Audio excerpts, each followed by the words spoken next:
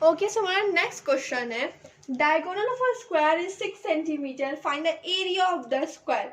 एक स्क्वायर का डायगोनल दिया हुआ है, उसका हमें एरिया निकालना है। ठीक है, स्क्वायर है हमारा, डायगोनल क्या होता है, ये हमारा जैसे मान लीजिए स्क्वायर। ठीक ठीक, अब इसके साथ हम कुछ भी ले लेते हैं, जैसे हम ए बी सी डी अगर हम इसे ले लें, जब भी आप इस तरह नेमिंग करते हैं तो आपको माइंड में रखना, हमेशा नेमिंग हम यहाँ से करते हैं, इस पॉइंट से, ऐसे फिर ऐसे फिर ऐसे। ठीक है, कोई भी ले ले, रेक्टेंगल ले ले, स्क्वायर ले ले, कुछ भी नेमिंग करे, C D E F M N O P X Y Z A B C D, कुछ भी नेमिंग करे, हमेशा यहाँ पास से करते हैं ए बी सी डी। ठीक, अब इसका डायगोनल, डायगोनल का मतलब होता है जो हमारा स्क्वायर है उसके पहले एंड से दूसरे एंड अपोजिट तक जो लाइन होती है, पहले एंड से दूसरे एंड वाली लाइन, लेकिन अपोजिट पे, अपोजिट ये हो रहा है, ये अगर पहले एंड से दूसरे से तो ये लाइन होती, तो ये तो एकदम सामने हो गई अपोजिट पे ये, तो ये कितनी है 6 सेंटीमीटर दी हुई है, और हमें एरिया निकालना है स्क्वायर का। अंडरस्टूड, क्वेश्चन समझ में आया? तो अब हमने एरिया ऑफ स्क्वायर का फॉर्मूला क्या पढ़ा है, एरिया ऑफ स्क्वायर क्या था, साइड स्क्वायर, है ना, ये पढ़ा है। लेकिन यहाँ पे ये फॉर्मूला नहीं लगेगा, साइड स्क्वायर वाला फॉर्मूला नहीं लगेगा, क्योंकि यहाँ पे साइड तो दी नहीं गई। तो एरिया ऑफ स्क्वायर का एक और फॉर्मूला होता है, लेट मी टेल यू। सबसे पहले हम लिखेंगे area of square is equal, side into side एक फॉर्मूला होता है, एक ये फॉर्मूला होता है कि हाफ डायगोनल स्क्वायर, ये भी एक फॉर्मूला है। Area of square is equal 1/2 half, ये 1/2 हाफ दोनों, या तो हम इसे 1/2 पढ़ते हैं, दूसरा हम हाफ पढ़ते हैं, दोनों सेम ही चीज है। ठीक है, डायगोनल स्क्वायर, ये किसका फॉर्मूला, ये है एरिया ऑफ स्क्वायर का फॉर्मूला। अब आप लोग कहोगे कि हमने तो बताया था कि साइड स्क्वायर होता है, साइड स्क्वायर होता है, क्या आपको यहाँ कहीं साइड दिख रही है, साइड का कहीं क्वेश्चन में तक नाम नहीं है, एरिया पूछ रहा डायरेक्ट। तो जहाँ पे डायगोनल दिया हुआ होता है, साइड वगैरह नहीं होती, वहां पे ये फॉर्मूला लगता है 1/2 हाफ डायगोनल स्क्वायर। ठीक है, सो 1/2 हम इससे डायगोनल कितना दिया हुआ, 6 का स्क्वायर, 6 का स्क्वायर हमारा हो जाएगा 6 इंटू 6, 2 से 6 का 3 आया, 3 6 होता है हमारे पास 18, ये आ गया 18 cm square, centimetre square. Unit मत भूलिएगा, सेंटीमीटर में दिया है, मीटर पे दिया है, वो हमें लिखना है। साथ साथ हमें स्क्वायर में है या क्यूब में है, अभी तो हम स्क्वायर पढ़ रहे हैं, लेकिन अब इसके आगे वॉल्यूम वाले चैप्टर्स पढ़ेंगे ना, तो उसमें क्यूब आएगा, क्यूब मतलब 3, है ना, ये आपको माइंड में रखना है। स्क्वायर जहाँ पे बात किया जाए कि सेंटीमीटर स्क्वायर, मीटर स्क्वायर, तो वहाँ पे 2 लगना है। ठीक है, यूनिट के ऊपर या नंबर के ऊपर भी लगता है, ये देखिए नंबर के ऊपर भी लगा है, क्यूब भी ऐसे ही यूनिट के ऊपर भी लगता है, नंबर के ऊपर, तो उसका मतलब होता है 3। ठीक है, सो ये एक इंपॉर्टेंट चीज है, आपके माइंड में होनी चाहिए। ओके, सो हमारा नेक्स्ट क्वेश्चन है, the length of a rectangular field is size of its breath if the area of the field is 1728 meters square, find the cost of fencing it at 45 rupees per meter। एक rectangle की length है, एक rectangular field है, ठीक है, उसकी जो length है वो ब्रेथ के थ्राइस है। ठीक है, ब्रेथ के थ्राइस में 3x है। ठीक है, और उसका एरिया जो है वो इतना है 1728 मीटर स्क्वायर। तो हमें कॉस्ट निकालनी है उस फेंसिंग, उसमें जो फेंसिंग करेंगे उसकी हमें कॉस्ट निकालनी है, जिसका रुपीज हुआ है 45 rupees per metre. Okay, so question के अकॉर्डिंग हम करेंगे, जो हमारी उसकी लेंथ थी वो ब्रेथ के थ्राइस थी, यानी अगर हम ब्रेथ को लेट कर ले, let the breadth be x metre, हमने लेंथ को ब्रेथ को कितना लेट किया, x मीटर। तो जो हमारी लेंथ होगी हमारी वो 3x हो जाएगी, 3x हो जाएगी नहीं, क्यों, क्योंकि जो हमारी लेंथ थी वो थ्राइस थी, ब्रेथ ही हमने आपको पहले ही बताया था, थ्राइस मीन्स होता है 3x, तो वो 3x हो गई। ठीक है, एरिया कितना दिया हुआ है 1728 मीटर स्क्वायर। तो अगर हम देखिए एरिया ऑफ फील्ड कैसे निकाली जाती है, इस तरीके, L इंटू बी होता है, तो अगर हम इसको सॉल्व करें तो ये हो जाएगा 3x इंटू एक्स, है ना, 3x स्क्वायर। लेकिन हमारे पास जो एरिया दिया हुआ है वो है 1728 मीटर स्क्वायर। तो ये कहाँ से आ रहा है वो मैं आपको समझाती हूँ। ये जो है ये लेंथ और ब्रेथ दोनों को मिला के आ रहा है, लेकिन एरिया नहीं आ रहा है, ठीक है। तो हम क्या करेंगे, इस तरीके से लिखेंगे 3x square is equal to 1728 metre square. क्यों हम इस तरीके से लिखेंगे, क्योंकि ये जो हमारा आया ये एक्स स्क्वायर कैसे आया, यहाँ पे 2x थे तो एक्स स्क्वायर हो गया, 3x होता तो एक्स क्यूब हो जाता है, इस तरीके होता, ठीक है। तो ये जो आया ये लेंथ और ब्रेथ की जगह पे ये तो आया है, l into B 3x length और ब्रेथ की जगह पे ही तो आया है, तो वो आ गया 3x स्क्वायर। और किसके इक्वल आया, जितना एरिया दिया हो 1728 मीटर, ठीक है। अब एक्स स्क्वायर हम इधर ही रखेंगे, 1728/3, इन दोनों को हम कट करेंगे, हमारे पास आएगा 576, ठीक है। ये x की यूनिट नहीं आई है, ये एक्स स्क्वायर की आई है 576, x की हमें निकालना है तो हम लिखेंगे x इज इक्वल टू 576 और इसको इस तरीके से स्क्वायर रूट में कर लेंगे, ठीक है। जब भी x स्क्वायर के इक्वल कुछ आए तो x लिखिए और स्क्वायर हटाने के लिए वो जो नंबर है उसको स्क्वायर रूट के अंदर कर लीजिए, ठीक है। स्क्वायर रूट के अंदर अब इसका स्क्वायर रूट हम निकालें तो या तो हम प्राइम फैक्टराइजेशन के थ्रू निकाल सकते हैं या तो हम लॉन्ग डिवीजन मेथड के थ्रू निकाले। तो पहले हम प्राइम फैक्टराइजेशन से देखेंगे, अगर उससे निकलेगा तो ठीक है, तो हम लॉन्ग डिवीजन यूज करेंगे, ठीक है। 576 थोड़ा और इधर चले, ओके। सो 2 2 जा 2 से काट रहा है, 2 जा 4, 2 से क्यों कट रहा है, 2 से 2 गया 4 बचा, क्यों 2 से कट रहा है, क्योंकि ये जो 6 है ये इवन नंबर है, तो इवन नंबर किससे कटता है, 2 से कटता है ना, ऑड होता है तो और किसी नंबर से करता है 2 से, लेकिन नहीं करता।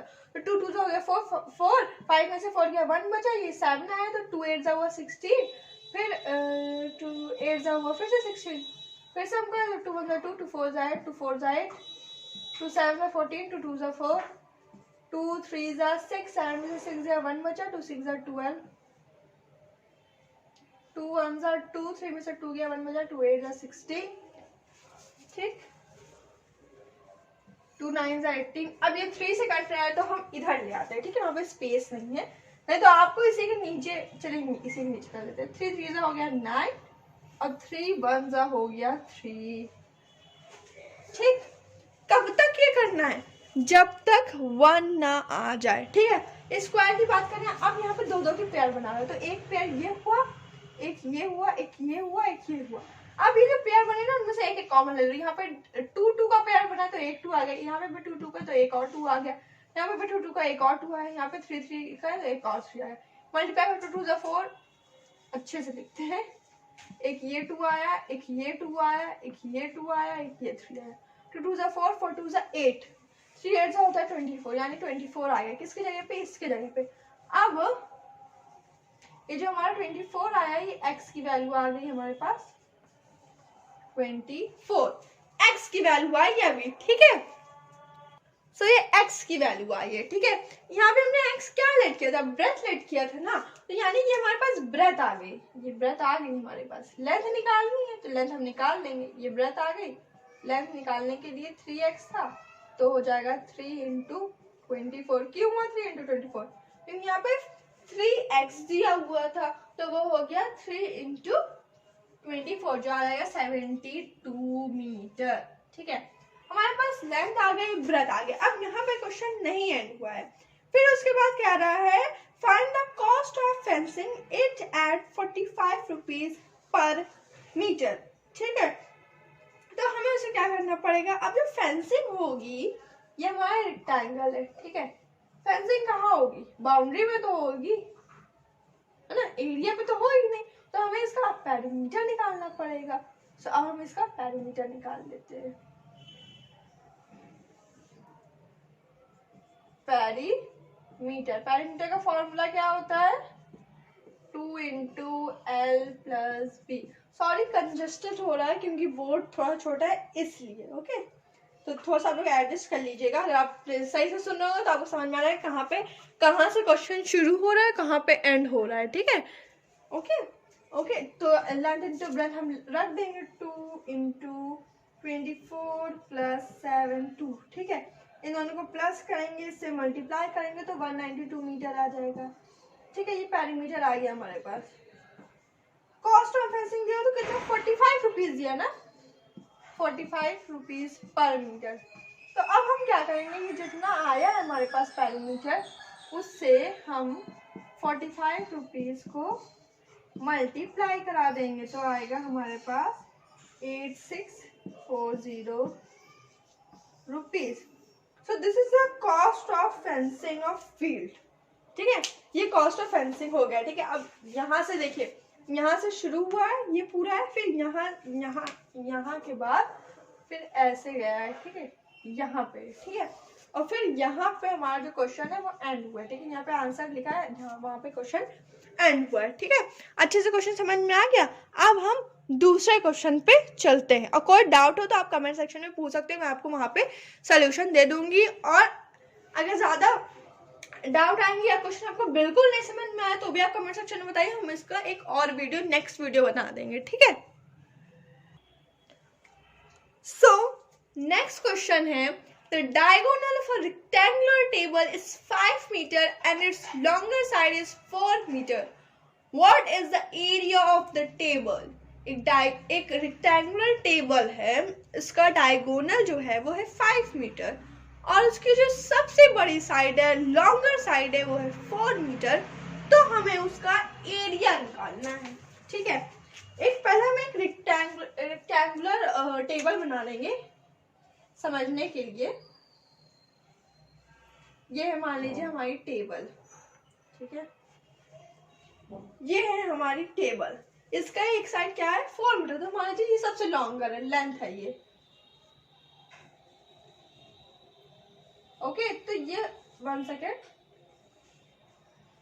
ये हमारी हो गई 4 मीटर, ठीक। अब ये तो हमारे पास लेंथ दी ना, ब्रेथ हमारे पास दी नहीं, तो हम इसे बी कर देंगे, ठीक। डायगोनल कितना है 5 मीटर। एक चीज आपने देखा, हम सिर्फ इतना हिस्सा ले लें, अगर हम इतना हिस्सा खाली ले लें, ये 5 मीटर है, ये 4 मीटर है, ये नहीं दी गई, और ये हमें निकालनी है, ये हम निकालेंगे, बेटा एरिया आएगा। ये क्वेश्चन पाइथागोरस थ्योरम जैसा नहीं लग रहा है? उसमें भी इस तरीके का रेक्टेंगल होता है, सबसे लॉन्ग वाली साइड दी हुई होती है ना। ये हाइपोटेनस दिया हुआ होता है, फिर परपेंडिकुलर बेस दिया हुआ होता है कि कोई एक चीज हमें इनमें से निकालनी रहती है। उस तरह का क्वेश्चन नहीं लग रहा है? वही फॉर्मूला हम इसमें लगाएंगे। ये हम ले ले हाइपोटेनस, क्योंकि सबसे लंबी साइड होती है। तो अगर हम इसे ले ले, उसका फॉर्मूला क्या होता है? देखो, H square is equal to P square, या पी स्क्वायर बी स्क्वायर इधर उधर हो सकता है, प्लस बी स्क्वायर। ये होता है पाइथागोरस। हमें इस फिगर से काम चलाना है, ये वाला फिगर तो हमें नहीं टच करना था, हमने ऐसे रफली बनाया हुआ है समझने के लिए, ठीक है। तो अब ये फॉर्मूला तो हम लगाएंगे नहीं, तो हम क्या करेंगे, इसे हम डेनोट कर ले ABCD नहीं, और कोई सा MNOP हम डेनोट कर लेते हैं, MNOP। हमने लिया कितना है, MNO लिया है, MNO हमने लिया है, ठीक है। तो हाइपोटेनस कितना है, एच स्क्वायर, ये हमने लिया है, तो हम यहाँ पे लिखेंगे, इसको हम इरेज कर देंगे, सिर्फ यहाँ पे लिखेंगे बाई पाइथागोरस थ्योरम, ठीक है। तो हम क्या करेंगे, ये जो हमारा ये 5 मीटर से हम लिख लेंगे MO स्क्वायर, ठीक है, इज इक्वल, फिर हमें ये बेस चाहिए तो MN है, तो हम लिख लेंगे MN स्क्वायर। फिर हमें क्या चाहिए, ये परपेंडिकुलर चाहिए जो है NO, तो हम लिखेंगे प्लस NO स्क्वायर। तो MO स्क्वायर कितना दिया हुआ है 5 मीटर, तो ये हो जाएगा 5 का स्क्वायर इज इक्वल 4 का स्क्वायर प्लस, ये तो दिया ही नहीं गया, तो B हमने इसे डिनोट किया था, तो B का स्क्वायर लिख लेंगे। 5 आ जाएगा 25, 4 4 जा हो जाएगा हमारे पास 16, ठीक है। और ये तो हमें दिया नहीं, तो B स्क्वायर हम इसे लिख लेंगे, ठीक है। अब हम क्या करेंगे, ये बी स्क्वायर को उधर ले जाएंगे, ओके, और ये 25 को इधर ले आएंगे, ये प्लस पे था, इधर आके माइनस हो जाएगा ना, तो ये 25 माइनस 16 हो जाएगा। कितना होगा 25 माइनस 16? 9 होगा। तो 9 किसकी वैल्यू होगी? बी स्क्वायर की वैल्यू होगी, ओके। तो अब ये हमारे पास बी स्क्वायर आया है, ठीक है। अभी हमें बी निकालना है, तो हम क्या करेंगे, b इज इक्वल टू √9 पढ़ा था हम लोगों ने, वो हम करेंगे, ओके। सो हम यहाँ पे लिखेंगे b इज इक्वल टू √9। अब 9 सबको पता है 3 का रूट होता है, 3 3 होता है 9, तो ये बेस हमारे पास आ गया 3। ये आ गया हमारे पास बेस 3, हमारे पास बेस आ गया, ठीक है, ठीक है। अब हमें क्या निकालना है, एरिया निकालना है, तो अब हम एरिया निकाल लेंगे। एरिया का फॉर्मूला क्या होता है, length into breadth, so area is equal L into B. देखिए L इंटू बी इस तरीके से भी हम लिख सकते हैं, इस तरीके से भी हम लिख सकते हैं, दोनों सेम है, ठीक। 4 इंटू 3, ये कितना आ जाएगा, 12 मीटर स्क्वायर। अब ये 4 कहाँ से आया, 3 कहाँ से आया, देखो बेस तो 3 आ गया, ठीक है। ये हमारा ये आ गया, बेस बी आया हमारा 3, बी मतलब ये चीज ब्रेथ आ गई हमारे पास 3, और लेंथ हमें पहले दी थी 4, तो दोनों को मल्टीप्लाई किया, हमारे पास एरिया आ गया टेबल का, ओके।